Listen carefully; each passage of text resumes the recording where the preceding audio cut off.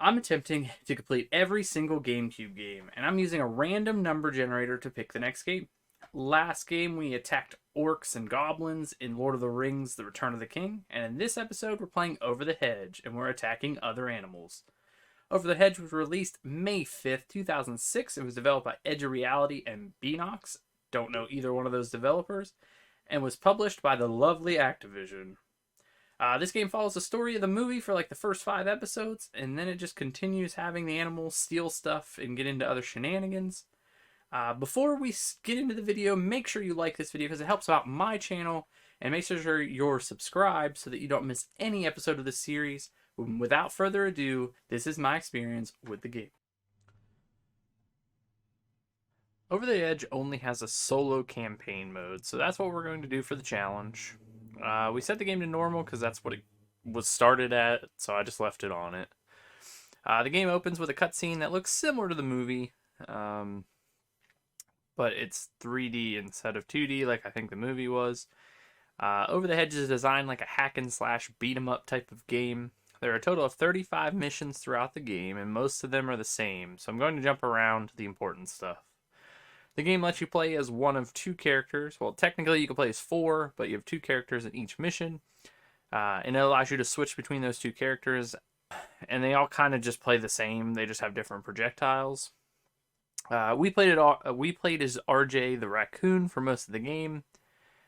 Each character has a basic attack, a charged attack, and a projectile.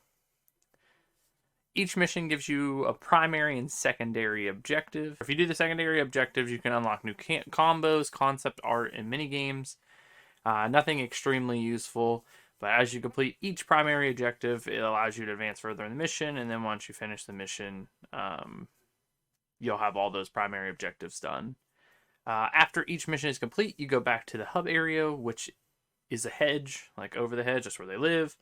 The cool part about this area is that as you collect items, like there's a DVD player, a projector, a TV, a popcorn machine, a cotton candy machine, you see those stuff in the hedge, so it actually does change as you're progressively going through the story and getting these items, which I thought was a nice little touch.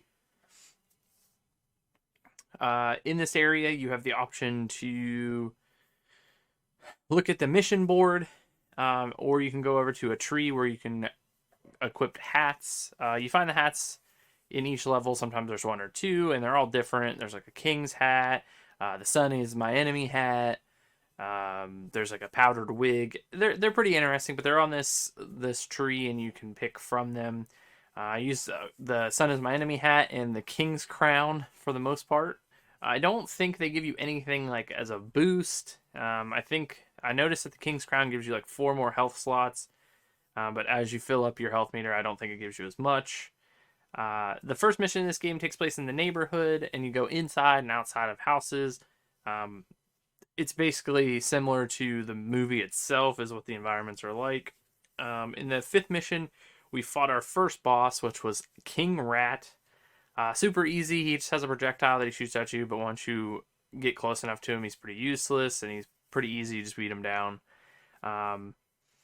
And then he gives you that king's crown. The hub area also advertises really hard for Shrek Super Slam, which I think was a game that was coming out during the same time. The most annoying missions are the missions you have to protect the wagon.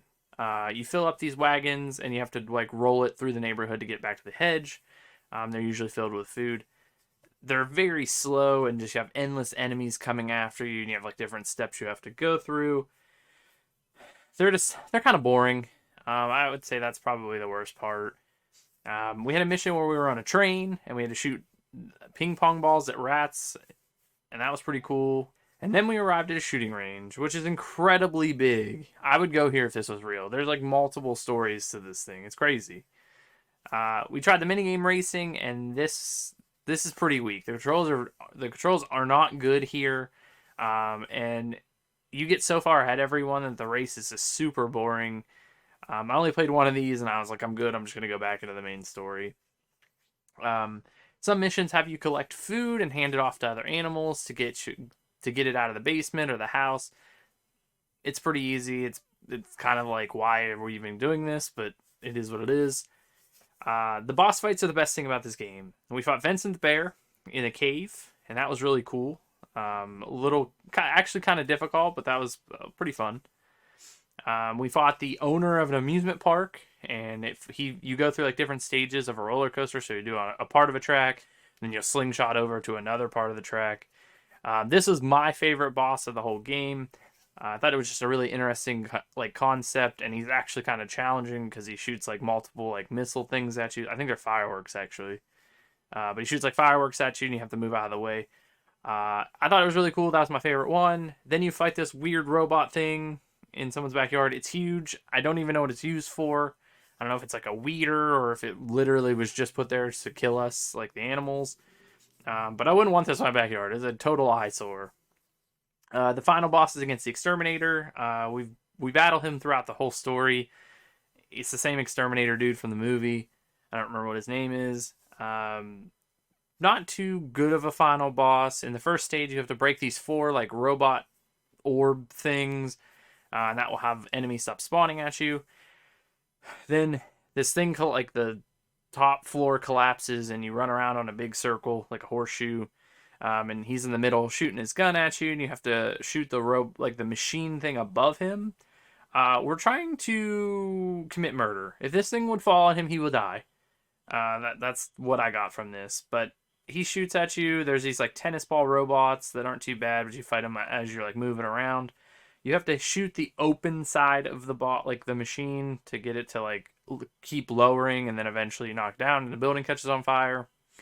After you finish the mission, you return back to the hedge. All the animals are having a huge party with everything you've collected in the game. And that's it. No credits, but that's pretty much it for the most part. Would I recommend this? Probably not. It is pretty tedious. There's way too many missions. 35 total, and they're all pretty much the same thing.